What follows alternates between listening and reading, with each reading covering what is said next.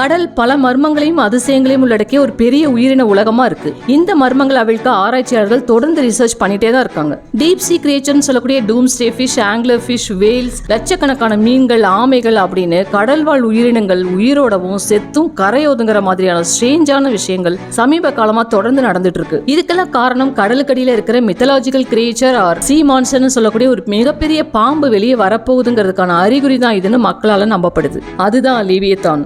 கிமு 1520 அதாவது 3500 ஆண்டுகளுக்கு முன் எழுதப்பட்ட பைபிள்ல இருக்கிற யோபு புக்ல லிவியத்தான் பற்றிய குறிப்பு இருக்கிறதா சொல்லப்படுது.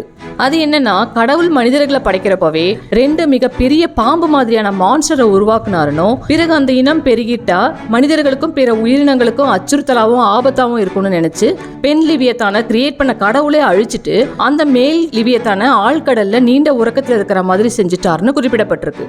பூமியில பாவமும் அநீதியும் அதிகமாகி மக்கள் ஒருத்தர் அழிச்சுக்கிற கொடூரமான காலம் வர்றப்போ இந்த மான்ஸ்டர் வெளியே வந்து பூமியை அழிக்க முற்படுமா.